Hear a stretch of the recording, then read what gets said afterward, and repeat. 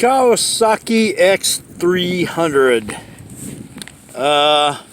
2020, no ABS, and I don't want ABS. Done a lot to this since I got it. I installed crash bars. I got those off Amazon. I put the top case on the back and those soft saddlebags. I put a 12-volt plug in here, right where underneath that tape there. I don't know if you can see it. It's right here. And then I just put the Puga touring windshield, which came with a scratch. They're going to give me a discount. I don't want to ship it back. I'm going to go with it. Easy install. Just take the other one out, and you got to put these dampeners in. You put these base bolts in first. I'm trying to take this cap off. It won't come off. Anyway, there's some base bolts that go in first underneath the windshield into the fairing. And there's a damper and a grommet that go on, like a grommet, rubber grommet that goes through the windshield, you know, through the windshield part. And then there's like a sleeve that goes on the bolt that goes in, and it's an Allen head, and you just screw it into the base screw that you put in beforehand. Then these caps go over the top of the Allen heads. But it's an easy install. It took less than 10 minutes. I had an extender on my other stock windshield that was almost the same height as this, but what that does, it causes the windshield to flex a lot, right? This is just one piece about the same height as what I had with the extender, maybe slightly taller. I still feel stuff around my head. I'm not tall or anything, but I think I got a long upper body. But there's a little bit of noise around my head, but my body's completely shielded by the thing, so I like it. I didn't want the tip model because what do you do when you ride at night anyway, right? But I like the look of it, and I could add the extender and get some more height out of it even so, but because the windshield's so tall, I think it'll make it flex too much. I paid $130, not counting tax. I think it came out to $140 for it, around about that much. And they already gave me $20 back, and they're gonna give me some more back. I had to send them some pictures about the scratch. I don't know if you can see it. It's not real major, but it's there toward the bottom there, kinda. I don't know if you see that. Anyway, it came like that in shipping. I like the bike, man. It's freaking awesome. For a 300, I can't believe it gets up to 100 miles per hour on the highway. I've had it to 98. Don't tell the police that, but anyway, the thing is pretty zippy. On the takeoff, though, I wouldn't brag it up too much. You get beat by some cars. You know what I mean? Unless you're really on top of it on your shifting and whatnot, you know, so you're going to lose that on the takeoff, like at a traffic light. You know, you could match most cars, but if you're not quick on shifting, a car can pass you up on the takeoff.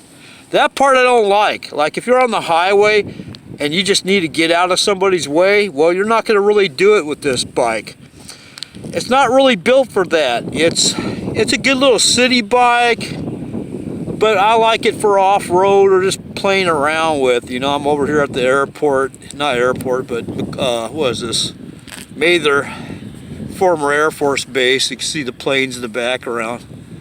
I love this bike, man. I love how you can accessorize it, you know, and how you can make it look a little different and more zippy, more like a full-looking bike. Most people are surprised when I tell them it's a 300cc. They're shocked by that because it looks like almost at least a mid-sized bike, like a 600 almost. But even like 650s today, like the Versys 650, is gigantic. And me with I basically got a 29-inch inseam, and I can get the bows of my feet down fairly easily, but outside of that, I can't. I'm okay with that, but I gotta at least get the tippy toes of my feet down on the ground before I'll ride any bike. And most of the bigger touring bikes, adventure bikes, you can't do that if you got a short inseam like mine. This bike is made for somebody with a shorter inseam. The seat, the stock seat on there, I'm gonna put like an Airhawk pad or something on there and try that out. I don't like the stock seat. I've taken it on a 600-mile round trip, and it was just murder.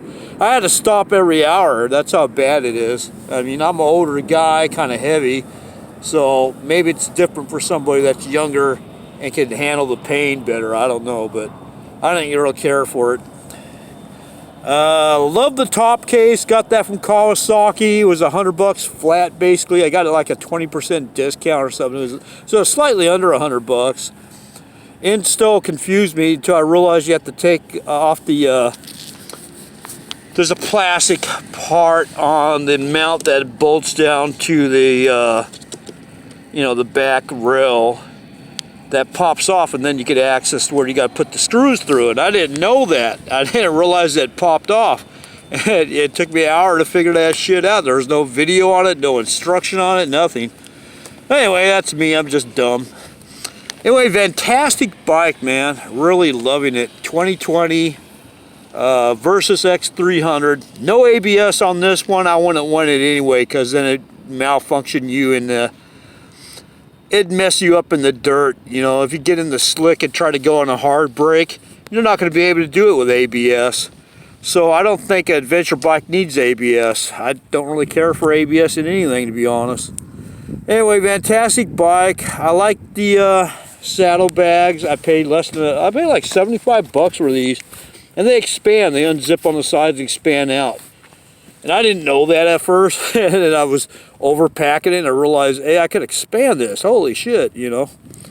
And the crash bars, to install those, you got to take that fairing. You know, that plastic white fairing's got to come off. And I had to take that, the windshield off, and the front cowling off.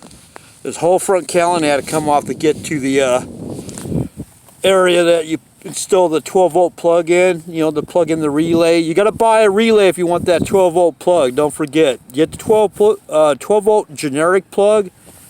It cost me less, about 20 bucks, I think it was, because the Kawasaki one, you don't need it. The generic one works. If you buy the Kawasaki one, you're going to pay like 80 odd bucks for it. And the relay, you just got to buy it OEM, I think. But it wasn't that bad. It was like 20 odd bucks too. And I did the install myself. It's just kind of plug and play. I had to unwrap some of the wire in order to get the thing to plug in to the, I think, the relay or vice versa, or for the 12-volt plug receptacle. I had to unwrap some of the wire, but you just cut away the tape and stretch it out a little bit. It's not that bad. The worst part about it is really taking off all that plastic fairing and reinstalling it. I ended up with 3 extra screws. I have no idea where they go. Anyway, fantastic bike. I'm going to cut out and get riding again. You guys will enjoy. Bye.